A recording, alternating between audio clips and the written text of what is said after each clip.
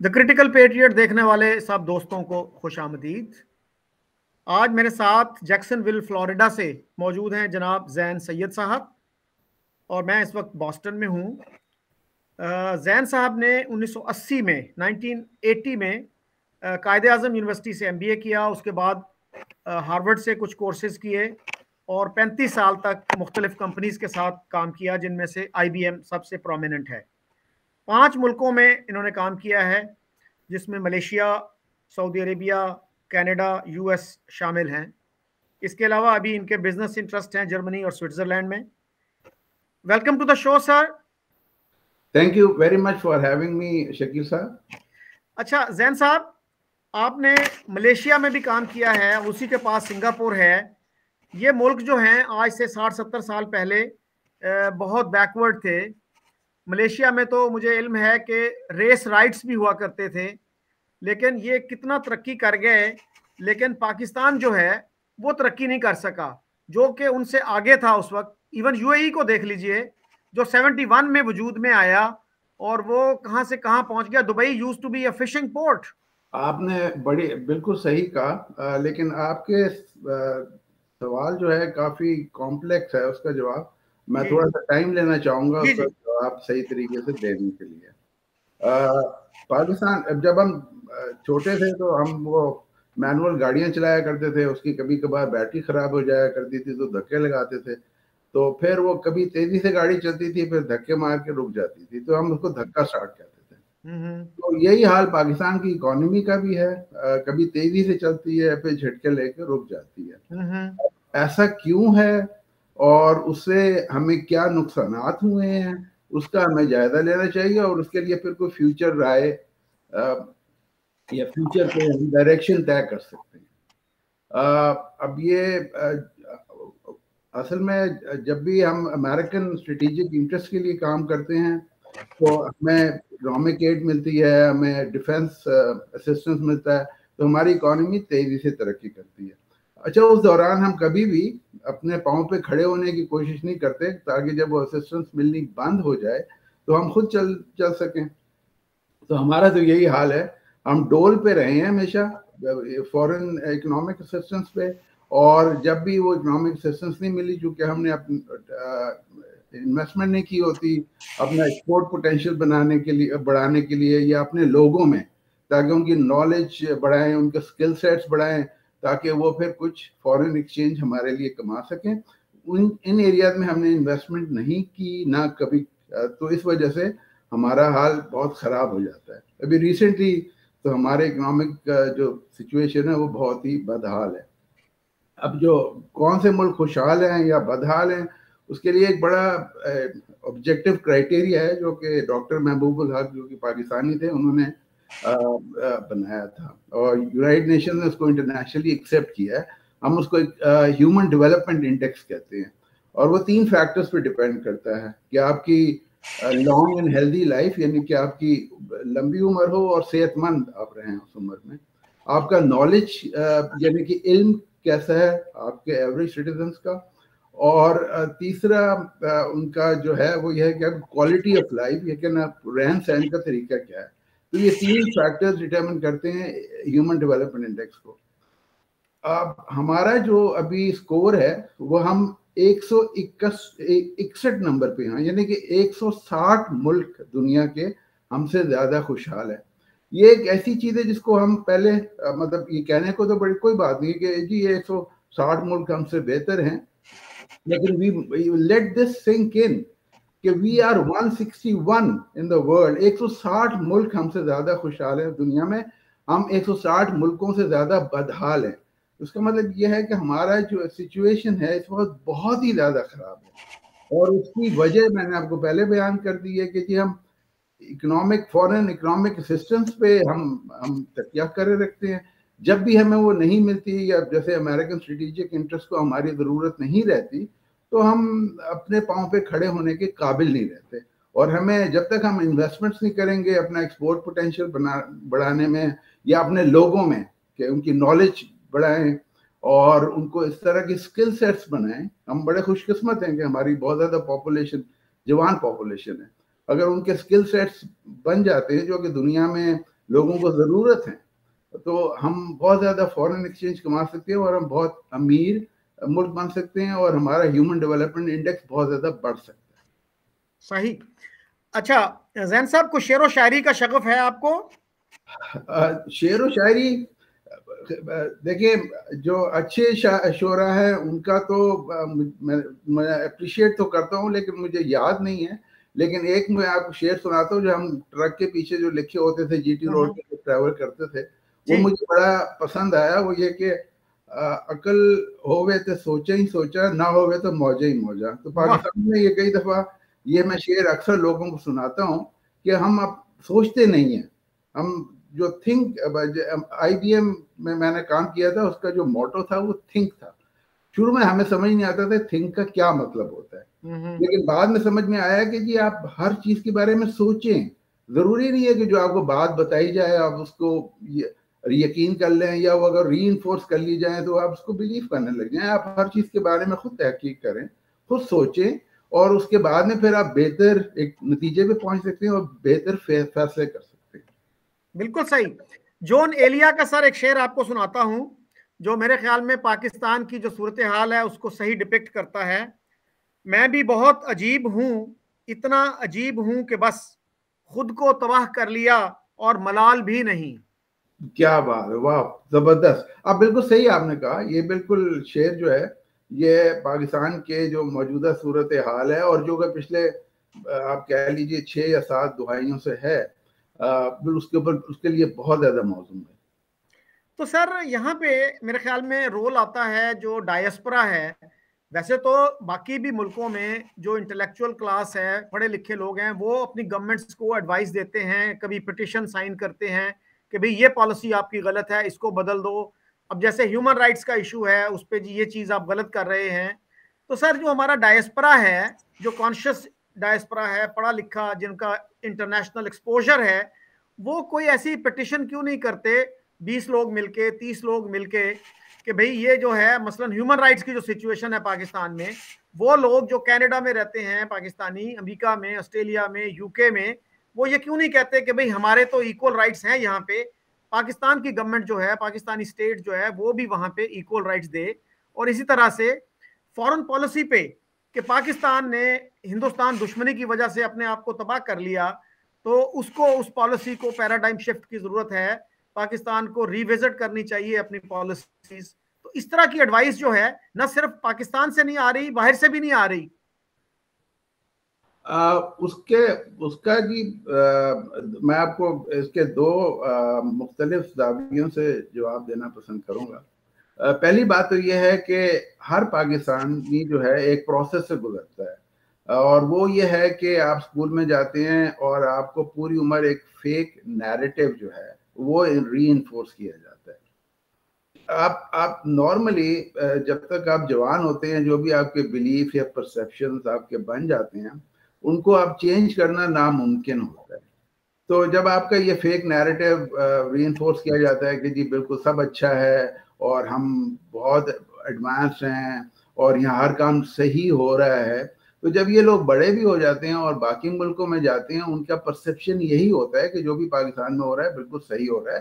تو یہ پرسیپشن ہوتا ہے اور یہ ایک وجہ ہے کہ جس کی وجہ سے جو بھی اسٹیٹ کا نیریٹو ہوتا ہے اس کو لوگ ڈائسپورا کی بھی بات کر رہے ہیں وہ اسی کا ان کا بھی وہی پرسیپشن ہوتا ہے. اس وجہ سے وہ کوئی ایسی بات نہیں کرتے جو کہ غلط ہو رہی ہو پاکستان میں اور اس کو وہ پٹیشن سائن کریں کہ ہیومن رائٹ وائلیشن ہو رہی ہیں, ڈسکریمنیشن ہے ریلیجن کی بیسس کے اوپر, یا عورتوں کے برابر کے حقوق نہیں ہیں, یا تو اس طرح کے جو ہیومن رائٹ وائلیشنز ہیں ان کو وہ ہائی لائٹ نہیں کرتے. اب آپ بات کی جو انڈیا سے ہمارا تنازع تھا وہ یہ پرابلم سالو ہو گیا تھا. آپ کو شاید معلوم ہو کہ 2004-2007 کے درمیان میں ہمارے درمیان میں نیگوسیشنز ہوئی تھی.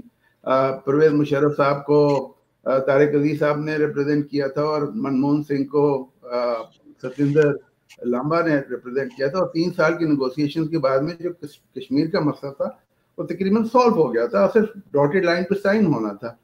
وہ ہماری بدقسمتی کہ پرویز مشرف صاحب کو اسٹیپ ڈاؤن کرنا پڑا اور اس کے بعد میں پھر وہ مسئلہ ریزالو نہیں ہو سکا.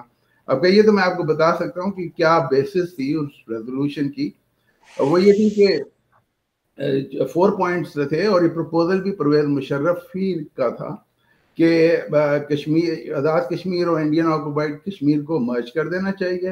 اس کو ایک انڈیپینڈنٹ اسٹیٹ ہونا چاہیے جو کہ سیلف گورنڈ ہو، اور ڈی ملٹرائزیشن ہونی چاہیے. دونوں ملکوں کی فوجوں کو وہاں سے نکل جانا چاہیے. جو کشمیری ہیں جو کہ ایک انڈیپینڈنٹ اسٹیٹ میں رہ رہے ہوں گے وہ دونوں ملکوں میں آ جا سکتے ہیں بغیر کسی روک ٹوک کے، اور وہ ٹریڈ کر سکتے ہیں ان دونوں ملکوں سے بھی اور انٹرنیشنلی بھی. تو یہ 4 پوائنٹ ایک ایجنڈا تھا جو کہ دونوں ملکوں کے ایکسیپٹیبل تھا. لیکن اس کے بعد میں وہ چونکہ وہ اس ڈائریکشن میں ہم نہیں گئے تو پھر یہ ہوا کہ وہ سائن نہیں ہو سکا، اور یہ ابھی بھی وہ پرسسٹ کر رہا ہے پرابلم.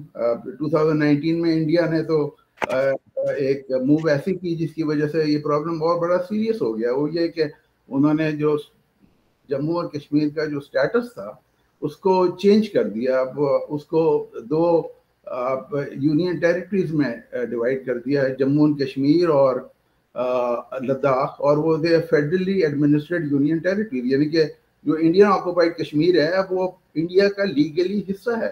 اب اس پہ ان سے وہ بات کرنے کو بھی تیار نہیں ہوں گے آپ سے، کیونکہ وہ تو یہ کہیں گے جیسے حیدرآباد دکن ہمارا حصہ ہے، اسی طرح Indian occupied Kashmir is part of India now.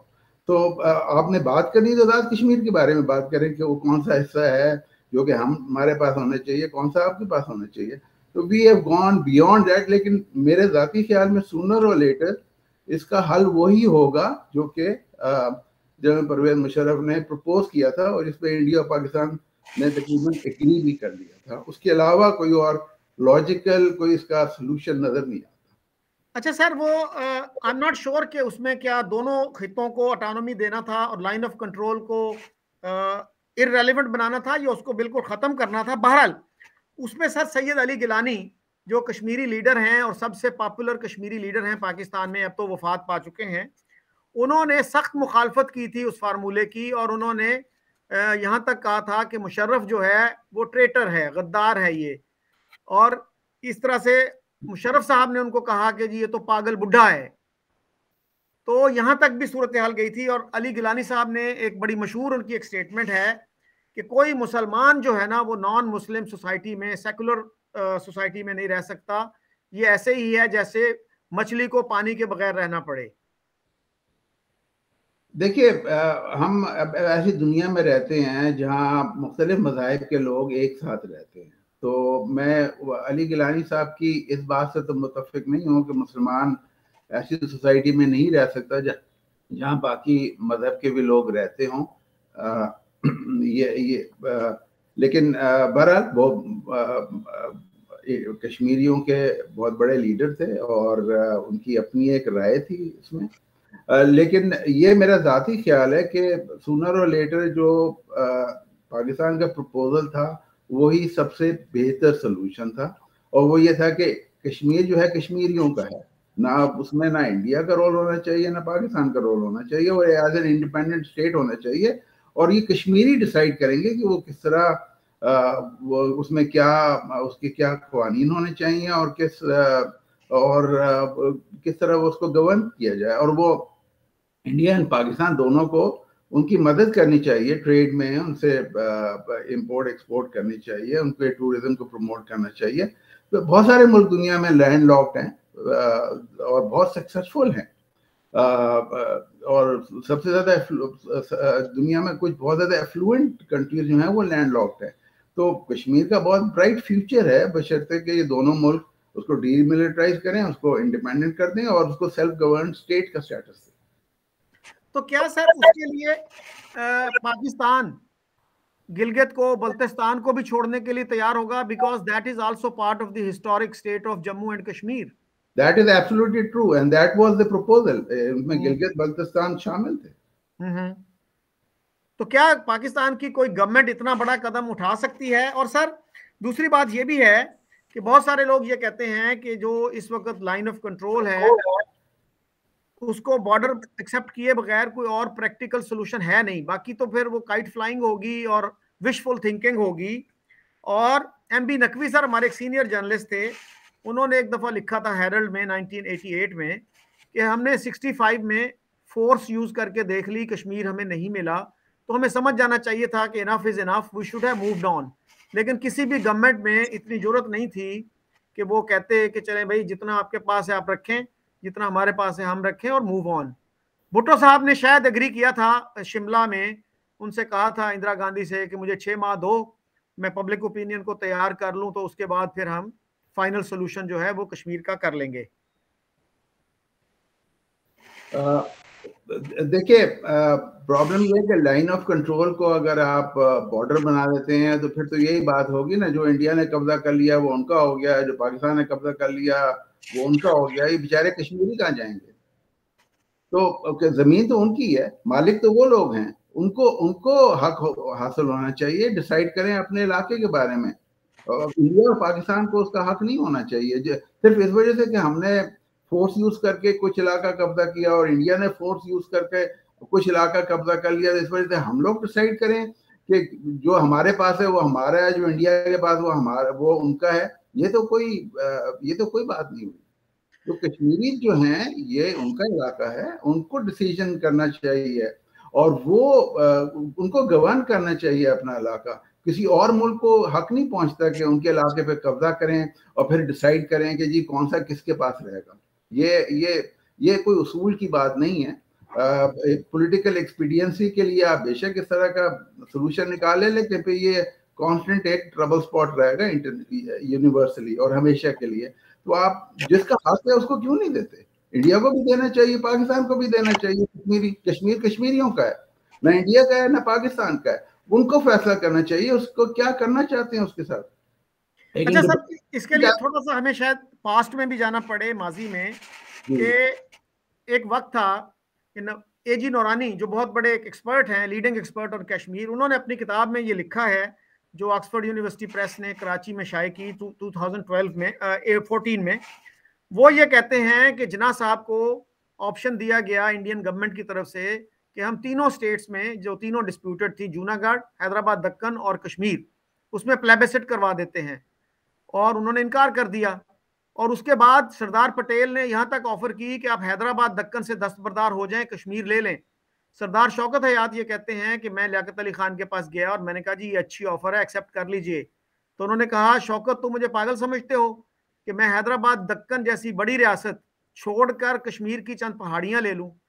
تو سر یہ بھی تو ہماری ایک ہسٹری ہے نا کہ ہم نے بالکل آپ بالکل صحیح کہہ رہے ہیں, 100%. یہ ہسٹوریکل فیکٹس ہیں. دیکھیں آپ اگر تاریخ کی بات کرتے ہیں تو بہت ساری ایسی چیزیں ہیں جن کو ہم ریوزٹ کریں تو ہمیں بہت زیادہ شوق ہوگا. کچھ اسکالر کہتے ہیں کہ جی جناح صاحب نے جو ٹو نیشن تھیوری کی بیسس کے اوپر نیگوشیٹ کر رہے تھے کانگریس سے, وہ بہتر ڈیل چاہتے تھے مسلمانوں کے لیے انڈیا کے اندر, وہ انڈیپینڈنٹ کنٹری نہیں چاہتے تھے. یہ تو سردار پٹیل نے کہا کہ جی یہ بڑی اچھی اپرچونٹی ہے, this is the only time that we can rid of this Muslim problem for India. تو انہوں نے کہا کہ جی ٹھیک ہے ان کو پاکستان آپ دے دیں. اور لیکن نہ سردار پٹیل کو تو یہ پرابلم تو ریڈ نہیں کر سکے کیونکہ بہت سارے مسلمان انڈیا میں بھی رہ گئے تھے. تو لیکن ہسٹری کے اندر آپ جائیں اور اس کو اسٹڈی کریں, وہ تو ہسٹوریکل فیکٹس ہیں, اس کی ریلیونس آج کوئی معنی نہیں رکھتی. We have all moved on. اور جو ابھی جو صورتحال ہے اس کے اندر جو بہترین حل ہے وہ ہمیں تلاش کرنا چاہیے. اچھا سر, اس میں ہسٹری کو میرا خیال ہے کمپلیٹلی نیگلیکٹ بھی نہیں کر سکتے. یہ جو تھیسس ہے نا جی کہ جناح صاحب پارٹیشن نہیں چاہتے تھے, یہ عائشہ جلال صاحبہ کا تھیسس ہے. اور ابھی حال ہی میں کتاب آئی ہے ڈاکٹر اشتیاق احمد کی, جناح کی بایوگرافی کہہ لیں اس کو, بایوگرافی تو نہیں ہے, ان کی پالیٹکس کا ایک اس کا اسیسمنٹ ہے. تو وہ یہ کہتے ہیں جی کہ یہ بالکل غلط تھیسس ہے. Jinnah was very serious about partition, اور انہوں نے یہاں تک کہا تھا کہ اگر پارٹیشن نہیں ہوئی, پاکستان نہیں بنا, تو اسلام بھی ختم ہو جائے گا انڈیا میں اور مسلمان بھی ختم ہو جائیں گے. دیکھیں یہ I don't know, میں اس زمانے میں وہاں پر نہیں تھا تو I cannot say anything towards that effect. مختلف لوگ جو ہیں they're all scholars, they express their own opinions. اور وی ڈونٹ نو کون زیادہ صحیح ہیں کون غلط ہیں. لیکن یہ کہ we should be open to all کیا کہتے ہیں all opinions and we should be able to discuss them openly. کہ بجائے یہ کہ میں کہوں کہ جناح صاحب پاکستان نہیں چاہتے تھے اور کوئی چھلانگ مار کے کہہ کہ یہ تو غدار ہے, اس نے اس طرح کی بات کیوں کی. تو we should be open to everything that happened in history. We should be open that may be true as well. تو اس میں کوئی غلط بات نہیں ہے وہ تھیسس کی کہ جی وہ چاہتے تھے یا نہیں چاہتے تھے. اب ہو سکتا ہے نہیں چاہتے ہوں, that may be true as well. تو لیکن یہ کہ there is no harm in actually discussing these things. اچھا سر, سردار مسعود خان جو اے جے کے فارمر پریزیڈنٹ ہیں اور آج کل امبیسڈر ہیں پاکستان کے یو ایس میں, ان کا ایک بیان میری نظر سے گزرا جس میں انہوں نے کہا کہ ہم ٹو نیشن تھیوری کی بنیاد پر کشمیر کے مسئلے کا حل چاہتے ہیں, اور دو قومی نظریہ جو ہے ٹو نیشن تھیوری اس کی بنیاد اسلام ہے. تو سر اس طرح تو یہ مسئلہ پھر کبھی حل نہیں ہوگا کہ پارٹیشن کے وقت سر جناح صاحب نے پوری کوشش کی کہ بنگال تقسیم نہ ہو, پنجاب تقسیم نہ ہو. ماؤنٹ بیٹن کو یہاں تک کہا کہ پنجاب کو مت تقسیم کیجیے گا کیونکہ ایک پنجابی جو ہے وہ پنجابی پہلے ہوتا ہے, ہندو اور مسلمان بعد میں ہوتا ہے. اسی طرح بنگالی جو ہے وہ بنگالی پہلے ہے اور ہندو یا مسلمان بعد میں ہے. This is what he did in May 47. اس پہ ماؤنٹ بیٹن نے کہا آپ نے تو مجھے انڈیا کو یونائٹڈ رکھنے کا بہت اچھا آرگومنٹ دے دیا ہے. اس طرح تو ایک انڈین جو ہے وہ پہلے انڈین ہے, اس کے بعد ہندو ہے یا مسلمان ہے. تو ٹو نیشن تھیوری کی کیا حیثیت ہے؟ ٹو نیشن تھیوری سے کیا ہوا تھا 47 میں, کتنی قتل و غارت ہوئی. ایون مسلم لیگ کے ایک لیڈر تھے سردار چودھری خلیق الزمان, انہوں نے لکھا کہ اس سے بہت نقصان ہوا مسلمانوں کو. اب پھر ہم ٹو نیشن تھیوری کی بنیاد پہ کشمیر کا مسئلہ حل کرنا چاہتے ہیں. آپ بالکل جی, you are absolutely 100% spot on. Kashmir کا مسئلہ آپ کسی بھی قیمت پہ ٹو نیشن تھیوری کے بیسس پہ نہیں کر سکتے, کیونکہ کشمیری جو ہے وہ کشمیری پہلے ہیں, کچھ اور بعد میں ہیں. اور کشمیر کا وہی مسئلہ ہے جو میں نے پہلے آپ کو سجیسٹ کیا تھا, جو کہ ایکچولی پاکستان کی اپنی پروپوزل تھی کہ کشمیر کو ایک انڈیپینڈنٹ اسٹیٹ ہونا چاہیے جو کہ سیلف گورن کرے اور ڈی ملٹرائز کیا جائے. تو انڈیا پاکستان دونوں اپنی فورسز باہر نکالیں اور وہ ان کو فری اجازت ہونی چاہیے, دونوں ملکوں میں آئیں جائیں اور بزنس کریں اور کیا کہتے ہیں ٹریڈ کریں.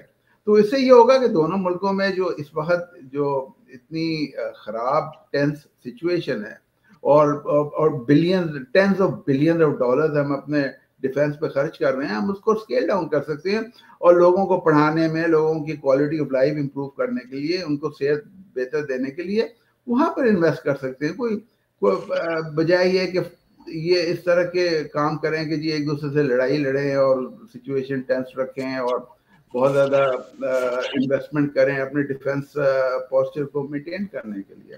تو یہ تو بالکل ایک غلط بات ہے. پاکستان میں تو دن رات ہمیں یہ بتایا جاتا ہے کہ کشمیر بنے گا پاکستان, اور جناح صاحب نے کہا تھا کہ یہ ہماری شاہ رگ ہے, یعنی جگلر وین ہے. تو ہم تو اس کے بغیر زندہ نہیں رہ سکتے کیونکہ پانی ہمارا وہاں سے آتا ہے. اگر انڈیپینڈنٹ کشمیر ہو جائے تو یہ پانی کا مسئلہ تو ہمارے لیے زیادہ بڑا دردسار ہو جائے گا, اس کو ری نیگوشیٹ کرنا پڑے گا. اب تو چلے ہمارا 1960 سے ایگریمنٹ چلا آ رہا ہے, جنگوں کے باوجود وہ ارینجمنٹ ٹھیک ہی چل رہا ہے. آپ بالکل صحیح کہہ رہے ہیں.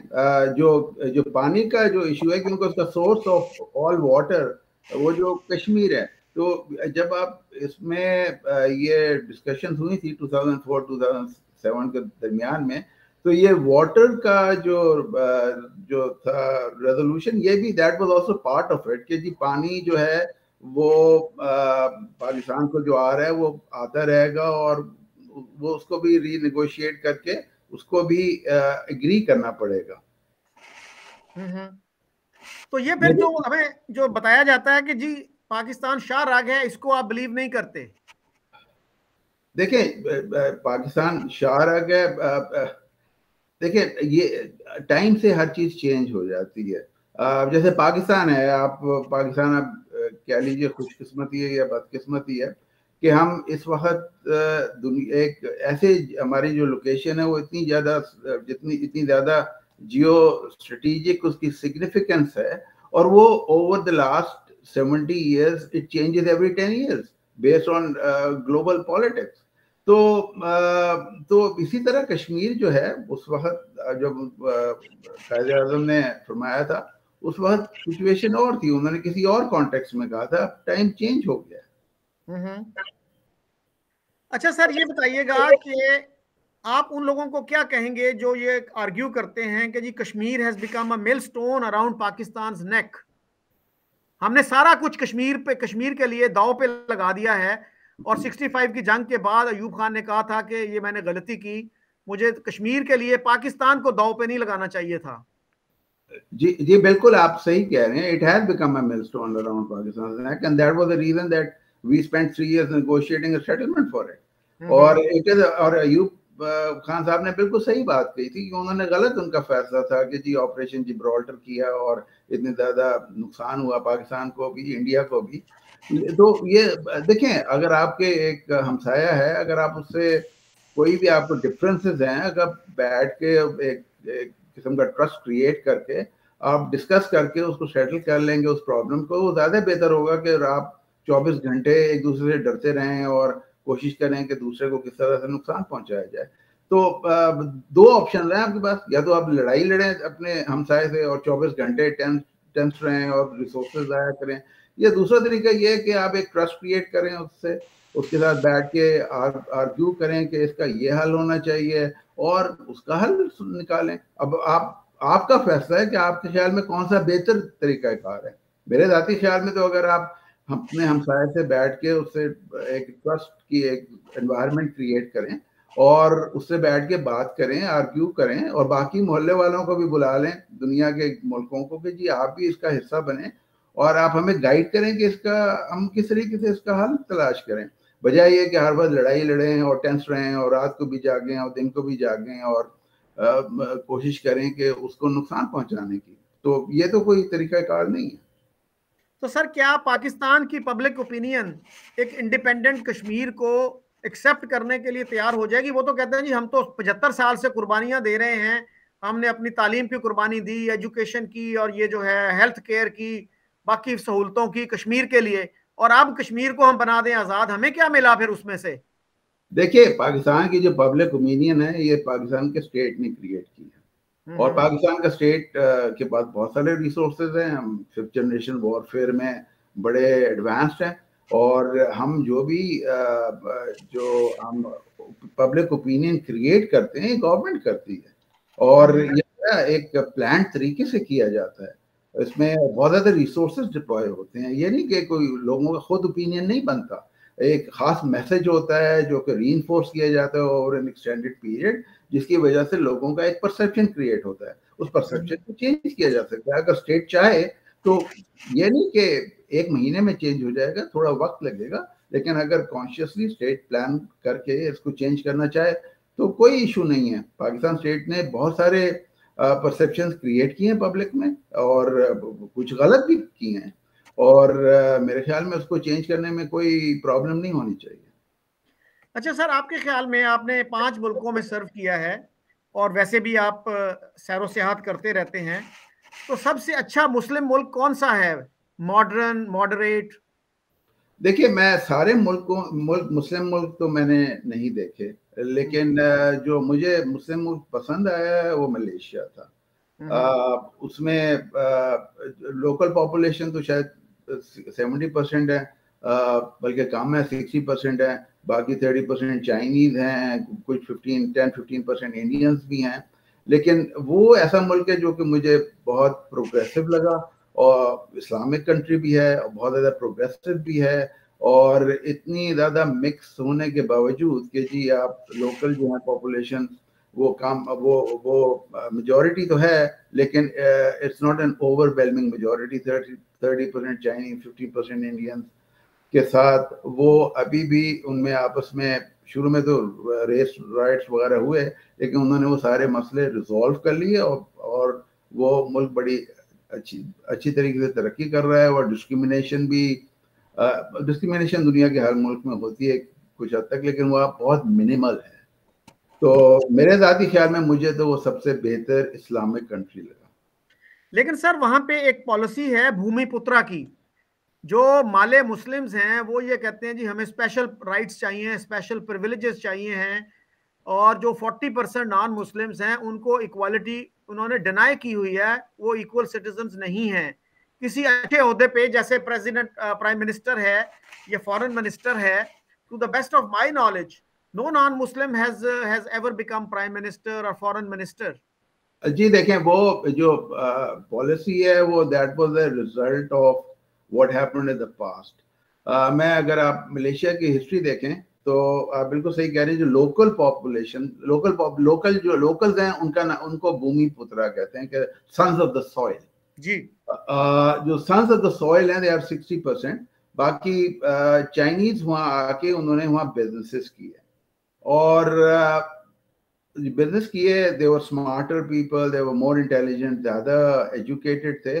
تو انہوں نے تمام بزنس جو تھا وہ چائنیز کیا کرتے تھے, اور بھومی پترا جو سنز سوئل تھے وہ پیٹی جاب کیا کرتے تھے, یعنی کہ وہ یا نوکر ہوتے تھے یا فارمر ہوتے تھے یا لیبرر ہوتے تھے. ان کے پاس کوئی پریویلیجز نہیں تھے. تو وہ انہوں نے کہا کہ ہم میجورٹی میں ہیں تو وی شوڈ ڈیسائڈ کہ we should not be discriminated against. تو یہ ایک ریورس ڈسکریمنیشن تھی بیسڈ آن کہ economic strength of that minority. تو وہ اس کے اگینسٹ وہ رائز ہوئے تھے, اور وہ انہوں نے پھر وہ پینڈولم سوئنگ کر کے دوسری طرف چلا گیا کہ میجورٹی جو ہیں they have more rights than the minority. اور rights not in the sense کہ جی وہ پریزیڈنٹ یا پرائم منسٹر نہیں بن سکتا, رائٹس ان دا سینس کہ بزنسز جو ہیں اس میں ہر بزنس میں جو ایک لوکل جو سن آف دا سوئل ہے وہ ایک اس کا ڈائریکٹر ہوگا. تو وہ دیٹ از ون لا جو کہ میرے ذاتی خیال میں تو ٹھیک نہیں ہے, لیکن they implemented it to protect the locals from exploitation. لیکن وہ یو این میں اس کو کہا جاتا ہے نا ریسزم ہے یہ جی ریسزم آپ بالکل صحیح کہہ رہے ہیں, ریسزم تو نہیں ہے, ایتھنیسٹی کی بیسس کے اوپر ڈسکریمنیشن. اچھا سر, جناح صاحب نے بنگال میں جا کے کہا تھا کہ Urdu and Urdu alone will be the national language اور اسٹیٹ لینگویج, اور انہوں نے یہ بھی کہا کہ کوئی قوم بھی ترقی نہیں کر سکتی ایک نیشنل لینگویج کے بغیر.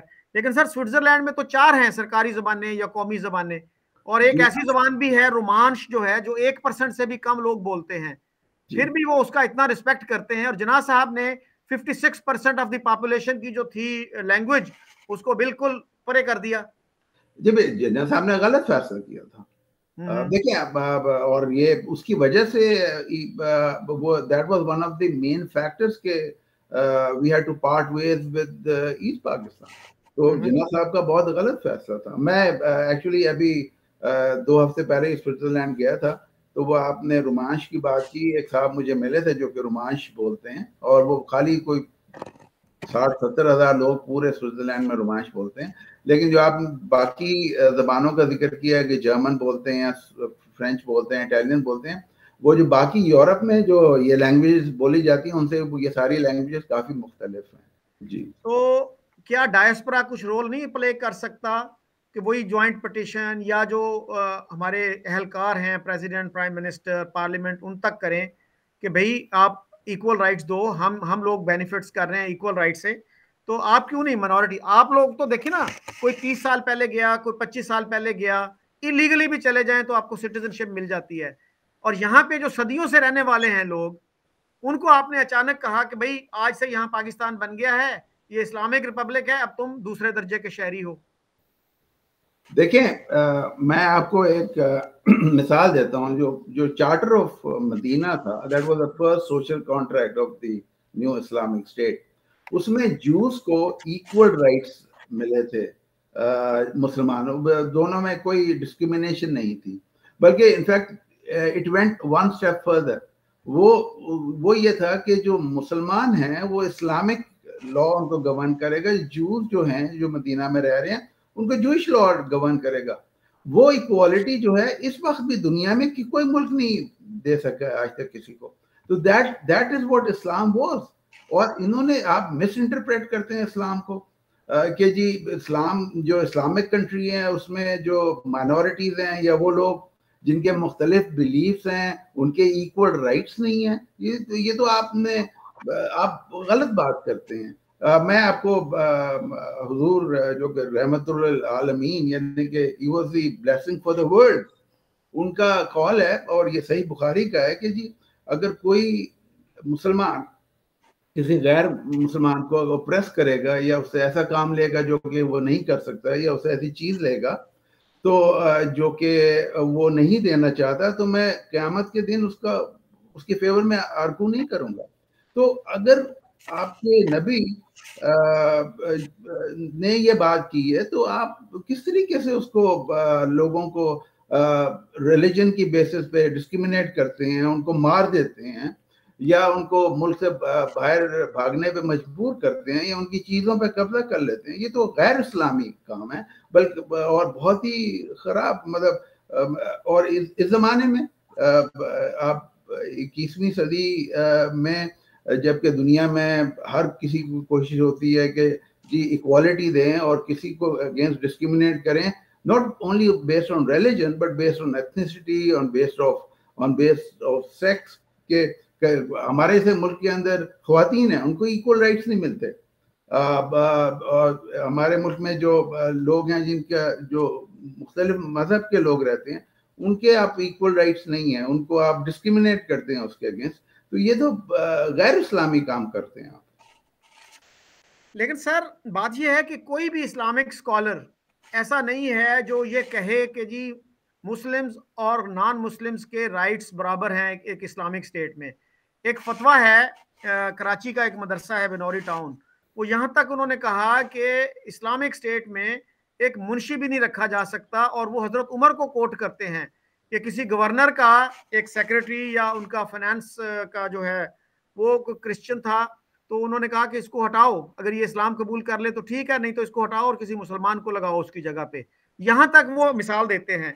اور سر مساک مدینہ کی آپ نے بات کی, اس میں تو یہاں تک بھی تھا نا کہ جوز اور مسلم جو ہیں ایک ہی ملت سے تعلق رکھتے ہیں. لیکن سر پھر بہت سے لوگ یہ بھی پوائنٹ آؤٹ کرتے ہیں کہ وہ ایک ٹیمپریری چیز تھی اور اس کے بعد پھر یہودیوں کو مدینہ سے نکال دیا گیا. اور کچھ ہسٹورینز یہ بھی کہتے ہیں کہ بنو قریظہ کے جو یہودی تھے, جو مرد تھے, ان سب کو قتل کر دیا گیا تھا. ان کی تعداد شاید 600 تھی. دیکھیں وہ تو بات یہ ہے کہ جنگ ہوئی تھی, جنگ میں مختلف سائٹس لی تھی لوگوں نے, وہ کافی کمپلیکس ہسٹری ہے. اس کو اس طرح ایک کوٹ کرنا میرے خیال میں آؤٹ آف کانٹیکسٹ ہوگا. لیکن آپ نے ذکر کیا کراچی کے فتوے کا. دیکھیں یہ جو مسلم اسکالرز خاص طور پہ پاکستان میں جو اس طرح کی بات کرتے ہیں کہ جی نان مسلمس کو ایکول رائٹس نہیں ملنے چاہیے, یہ پولیٹیکل ایکسپیڈینسی کی بیسس پہ کرتے ہیں, اسلامک ریلیجن کی بیسس پہ نہیں کرتے. ان کا مطلب یہ ہوتا ہے کہ آپ اگر یہ کہیں کہ ان کو ڈسکریمنیٹ ہمیں کرنا چاہیے تو ہمیں پبلک میں زیادہ سپورٹ ملے گی کیونکہ میجورٹی تو مسلمان ہیں. وہ کہیں گے تو بڑی اچھی بات ہے, جابس ہمیں ملنے چاہیے, یہ جگہ ہمیں ملنی چاہیے, یہ اپرچونٹیز ہیں یہ ہمیں ملنی چاہیے, یہ جو منورٹی ہے ان کو نہیں ملنی چاہیے. تو یہ پولیٹیکل ایکسپیڈینسی کی وجہ سے وہ اس طرح کی باتیں کرتے ہیں, ریلیجن کی وجہ سے یا اسلامک بیسس پہ نہیں کرتے. لیکن سر ہمارے ایک بہت ہی ایک ریویرڈ پرسنالٹی ہے اسلامک ہسٹری کی, مجدد الفسانی, سید احمد سرہندی, اور ان کی علامہ اقبال نے بھی بڑی تعریف کی ہے, شعر کہا ہے ان کے حق میں. تو ان کے مکتوبات ہیں یعنی لیٹرز, ان کا ایک لیٹر ہے غالباً 163 سر, 163 لیٹر میں وہ لکھتے ہیں کہ کافروں کو ذرا بھی عزت نہیں دینی چاہیے, ان کو ذلیل کرنا چاہیے اور ان کے ساتھ اٹھنا بیٹھنا نہیں چاہیے. اور یہاں تک لکھا کہ قرآن نے ان کو نجس قرار دیا ہے, یعنی ان کلین, دے آر فلتھی.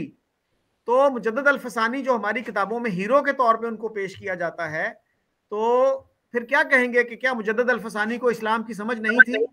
نہیں دیکھیں, آپ اگر ان کلین جو ہے اس کا مطلب یہ نہیں کہ آپ اس کے اگینسٹ ڈسکریمنیٹ کریں.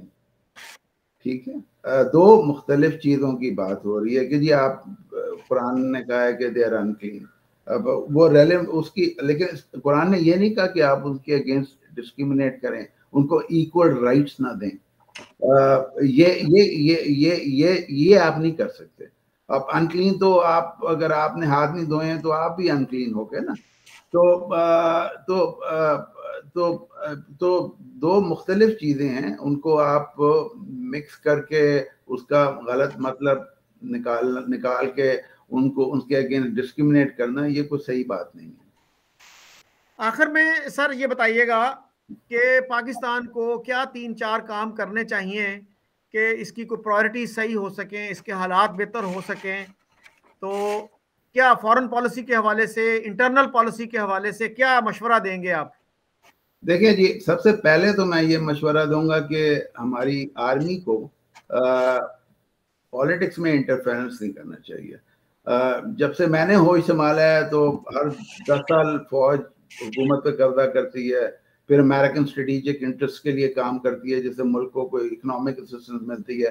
اس میں پتہ نہیں ہمارے ملک کا تو شاید کوئی اسٹریٹجک فائدہ ہوتا ہے یا نہیں ہوتا, لیکن 4 پیسے ضرور مل جاتے ہیں اور اس سے ہماری اکانومی کچھ بہتر چلنے لگ جاتی ہے. لیکن اللیگلی اگر آپ حکومت پہ قبضہ کر کے اس طرح کے کام کریں گے تو وہ کوئی صحیح نہیں ہے. پھر اس کے بعد میں آپ 2-3 سال کے لیے کہ لولی لنگڑی ڈیموکریسی کو چلنے دیتے ہیں, اور پھر کوئی امریکن اسٹریٹجک انٹرسٹ, اگر افغانستان میں USSR آ گیا, اس کے لیے آپ نے پھر حکومت پہ قبضہ کر کے اس کو نکال دیا, یا جیسے ایوب صاحب نے سیٹو سینٹو کے ممبر بن کے کمیونزم کو روکنے کی کوشش کی, پشاور میں بڑا بیر امریکہ کو لیز پہ دیا, یا پھر پرویز مشرف صاحب نے وار آن ٹیرر پہ امریکہ کا ساتھ دیا. تو آپ یہ حکومت پہ قبضہ کر کے یہ باہر کے ملکوں کے لیے کام کرنا بند کر دیں, اور آپ ڈیموکریسی کو چلنے دیں. دنیا میں جو ملک ڈیموکریٹک ہیں وہ بہت زیادہ پروگرس کرتے ہیں, بہت زیادہ پروگرس کر چکے ہیں. اور ابھی حال میں تو آپ نے یہ کیا کہ آپ کو پتہ چلا کہ جی حکومت پہ قبضہ کرنا ہے لائک رائڈنگ اے ٹائیگر. جب تک آپ سواری کر رہے ہیں شیر کے اوپر تو آپ بادشاہ ہیں, جب آپ شیر سے نیچے اترے تو یا تو شیر کھا جائے گا یا باقی جانور آپ کو کاٹیں گے. تو جو ہمارے ملٹری لیڈرشپ ہے, انہوں نے ایک پراکسی کا سلسلہ شروع کیا. ایک پراکسی کو سلیکٹ کیا, اس کو برانڈ کیا, اس کو بہت زیادہ مارکیٹنگ کی اور اس کو انسٹال کیا. لیکن اس دفعہ بھی ہم نے امریکہ کے لیے کام کیا کہ جی جو چائنا پاکستان اکنامک کوریڈور ہے اس کو اسٹال کیا, یا آپ کہہ لیجئے کہ امریکہ کی مدد کی افغانستان سے باہر نکلنے میں. لیکن پاکستان کو تو کوئی فائدہ نہیں ملا نا, انڈیویجولس کو ہاں البتہ کچھ پیسے ملے ہوں گے, لیکن یہ کہ ایز اے کنٹری پاکستان کو تو کوئی فائدہ نہیں ملا. امریکہ نے آپ کہہ لیجیے جس کو میں کہوں گا اس دفعہ میں ماموں بنایا. تو آپ ایک ڈیموکریٹک انسٹیٹیوشنز کو ڈیولپ ہونے دیں اور ان کو فیصلے کرنے دیں, کیونکہ وہ زیادہ عقل مند ہیں. ان کو 22 کروڑ لوگ الیکٹ کرتے ہیں. 22 کروڑ لوگ جس کو الیکٹ کرتے ہیں وہ سب سے بہتر لیڈر ہوتا ہے آپ کے لیے اسٹریٹجک ڈیسیجنز کرنے کے لیے. ایک تو پہلی تو یہ بات ہے. دوسری بات یہ کہ آپ کی جو پرائیورٹیز ہیں وہ بہت زیادہ وہ لاپ سائڈڈ ہے. آپ کی پرائیورٹی ہونا چاہیے کہ آپ نے اپنے شہریوں پہ اپنے ریسورسز خرچ کریں, ان کو ڈیولپ کریں, ان کی نالج بڑھائیں, ان کا سکل سیٹس بڑھائیں, ان کو ایجوکیشن دیں. آج ہماری ایجوکیشن جو بجٹ ہے وہ 1.77% یعنی کہ 2.25% ہمارا GDP کا صرف ایجوکیشن پہ خرچ ہوتا ہے. ہمارے ڈیفنس کے اوپر 4% GDP کا خرچ ہوتا ہے, more than twice. کیوں؟ why? We have a nuclear deterrence. Why do we need to invest so much money in conventional defense architecture? What for?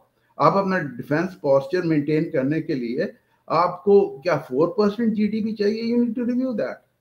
اس کے بعد میں پھر آپ کو اپنا ایکسپورٹ پوٹینشیل بڑھانا چاہیے, اس میں آپ کو انویسٹمنٹ کرنی چاہیے.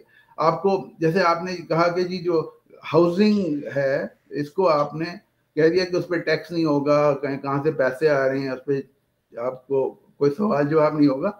That's a very wrong incentive کہ آپ گھر بنا رہے ہیں, آپ کی ایکسپورٹ پوٹینشیل میں کیا فرق پڑا ہے؟ It's a dead investment, it's a non productive investment. تو آپ ایسی چیز جگہ پہ اپنے ریسورسز کو ڈپلوائے کرنا چاہیے جس سے آپ کا ایکسپورٹ پوٹینشیل بڑھے. ایک تو اپنے لوگوں میں انویسٹ کریں, ان کا نالج بڑھائیں, ان کی ایجوکیشن بڑھائیں, ان کو اس طرح کے اسکل سیٹس بنائیں تاکہ وہ دنیا کے اندر ایک بہتر شہری کے طور پر رہ سکیں, آپ کے ملک کے لیے پیسے کما سکیں. اور چوتھے آپ کو اپنی پاپولیشن کنٹرول کرنی چاہیے. پاپولیشن آپ کی one of the highest growth rates in the world. آپ کے لمیٹڈ ریسورسز ہیں, آپ اتنی کیوں پاپولیشن ہونی چاہیے. آپ کی ہیلتھ فیسلٹیز جو ہیں آپ اس پہ انویسٹمنٹ نہیں کرتے. تو آپ کی جو ایک بیسک پیرامیٹر ہے ہیومن ڈیولپمنٹ انڈیکس کا, جو کہ لانگ اینڈ ہیلدی لائف, آپ ہیلدی لائف کس طرح اپنے لوگوں کو دے سکتے ہیں کہ آپ کے پاس ہیلتھ فیسلٹیز نہیں ہیں ملک کے اندر. تو آپ اپنے لوگوں پہ انویسٹ کریں, بجائے یہ کہ کسی ہمسائے سے لڑائی لڑیں اور سارے پیسے وہاں خرچ کریں, یا باقی ملکوں کی ایز اے مرسنری آرمی کے طور پہ باقی ملکوں کے کام کریں اور پیسے کمائیں. یہ آپ یہ چیزوں کو ختم کر دیں گے تو ملک بہت زیادہ ترقی کرے گا. اچھا زین صاحب, کیا پاکستان کوسٹا ریکا سے کچھ سیکھ سکتا ہے؟ کوسٹا ریکا نے 1948 میں اپنی ملٹری ابالش کرنے کا فیصلہ کیا تھا, اور وہ جو پیسے بچے ڈیفنس بجٹ پہ جو خرچ ہوتے تھے, ڈیفنس پہ خرچ ہوتے تھے, وہ انہوں نے صحت کی طرف اور ایجوکیشن کی طرف لگا دیے, اور آج ان کے انڈیکیٹرز جو ہیں اپنے ریجن میں سب سے اچھے ہیں, اور وہ ایک پیسفل ملک کے طور پہ جانا جاتا ہے. جی دیکھیں, کوسٹا ریکا سے ہمارا مقابلہ نہیں ہو سکتا, کیونکہ انڈیا ہمارے لیے ایگزسٹینشیل تھریٹ تھا.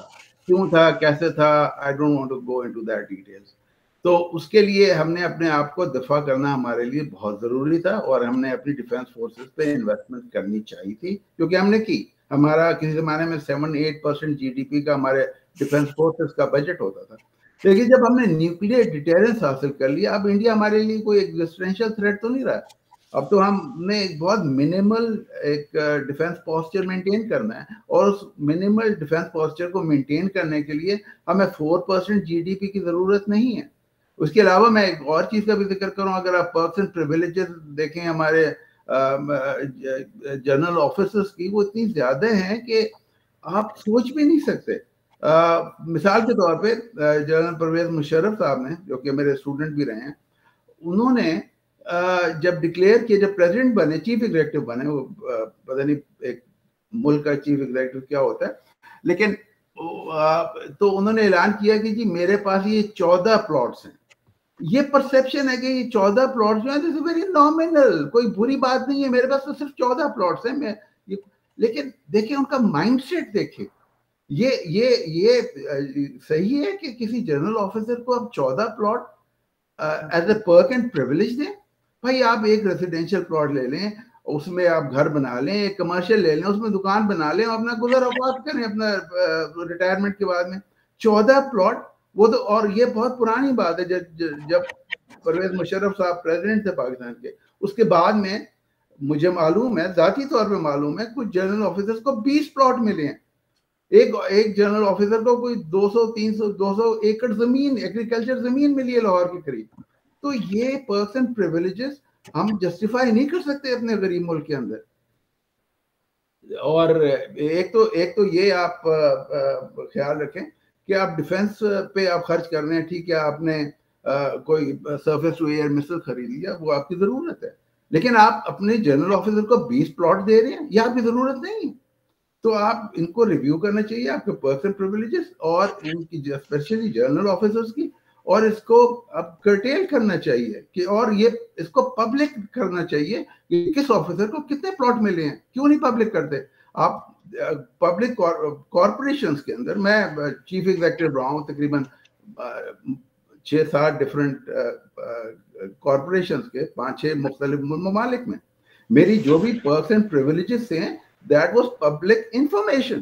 جو بھی مجھے تنخواہ ملتی تھی, it was part of the annual report of that company. جو مجھے privilege ملتے تھے یا جو مجھے shares ملتے تھے, that used to be part of the public report, جو ہماری annual report ہوتی تھی کارپوریشن کی. تو آج آپ کے جرنل کو 20 پلاٹ, کوئی 30 پلاٹ, کوئی کچھ وہ لے رہے ہیں, آپ you should make those public, تاکہ لوگوں کو پتہ چلے کہ کس کو کیا مل رہا ہے. Why don't we do that? What's the problem with that? Is that a state secret? کہ جی ہمارے نیوکلیئر جو ایسٹس ہیں وہ کہاں پر ہیں, وہ that is the state secret. کہ آپ کس جنرل کو کتنے پلاٹس دیتے ہیں, that should not be a state secret. اسی طرح ہمارے سول سرونٹس ہیں, ان کے بھی یہی حال ہے.